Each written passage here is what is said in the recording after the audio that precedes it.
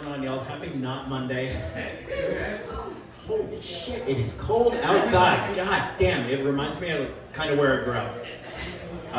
Where it gets so cold, the air hurts your face, and you just get angrier and angrier when you're outside, and you want to fight a stranger just to keep warm. And I get stop and be like, okay, calm down.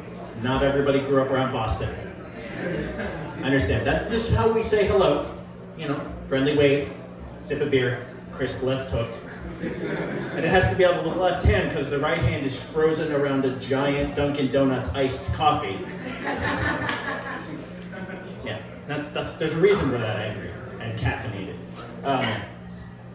And then depending on where you go in Boston, you'll still hear slurs in that process because Boston's gonna Boston. I don't miss that part.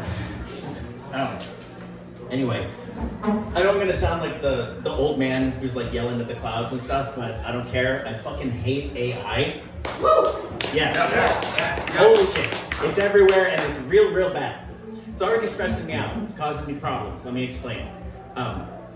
You know how sometimes like companies like Experian, they'll send you an alert to let you know when a new Matt Gaetz has moved its sex offender has moved in to a neighborhood. So I got one of those.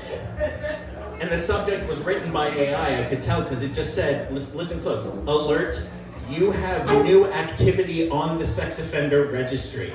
Hear that, how that's just enough to make me freak out for a second? Like I see it out of the corner of my eye, and I'm like, wait, shit, what did I do now?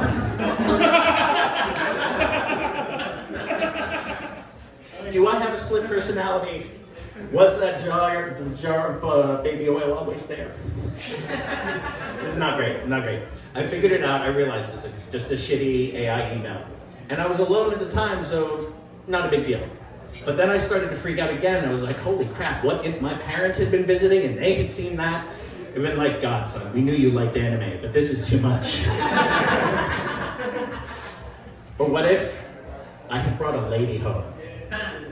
You're supposed to laugh, I told the joke.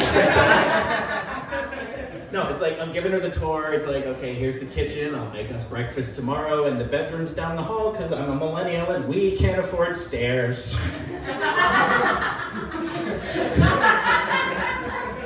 Truth hurts sometimes. But then we're going down the hall, she sees just on my screen, alert, you have new activity on the sex offender registry. So yeah, the disaster strikes, right? Suddenly, great. Here comes the pepper spray again, and the kick to the groin again, and I'm on the ground again. Happy Thursday. And then she turns to leave, and like, okay, what am I gonna sound like? If I'm like, please don't go. It's not about me. It's a warning. I'm gonna sound like I'm in the fucking Epstein Palace. So room for improvement on the dating scene. Steph, really appreciate you making jokes about anime because now I get to.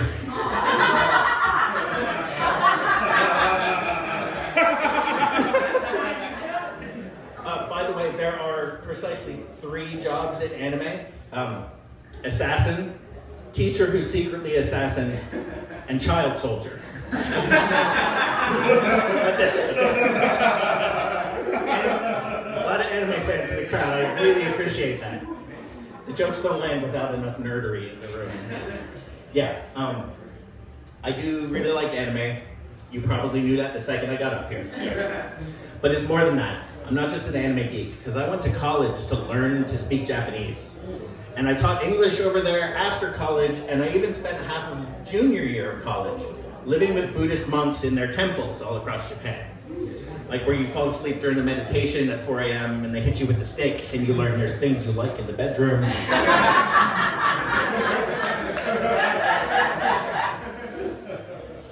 Great experience. Your mileage may vary. Basically I've achieved anime geek final form, okay? I do really miss Japan, I'm not gonna lie. They're nice. Like you've met us, right? We're not nice. They are really, really nice. Just kind. They're the nicest high-functioning alcoholics you'll ever meet. Just kind, drunk, and very horny people.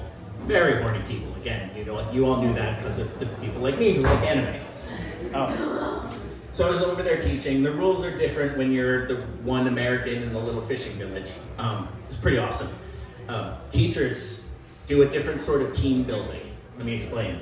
About once every 2 or 3 months, Everybody chips in about $100, and you go as a group to this really nice public bathhouse. You have a nice public bathhouse meal, really fancy restaurants, and you get absolutely shit-faced drunk with everyone you work with.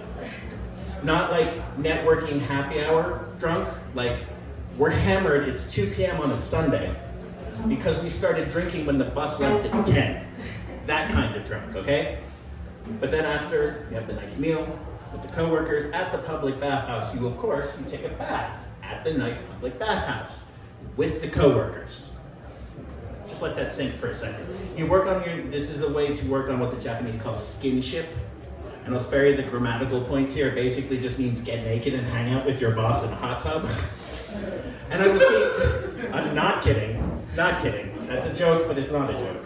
I will see all of these people first thing Monday morning, and some of them will still be hungover, and in Japan that is called professionalism. That's why I miss Japan.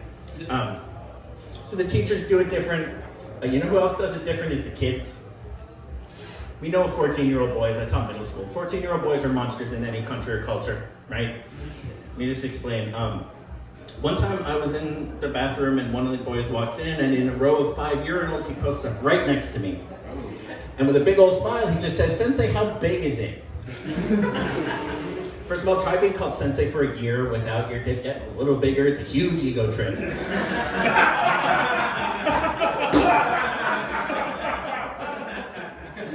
But no, he goes, "How big is it?" And without missing a beat, I go, "Biggest in the world. Why would you ask?" Not fired, not arrested. Here, I'm on a watch list. Over there, I was a fucking king, people.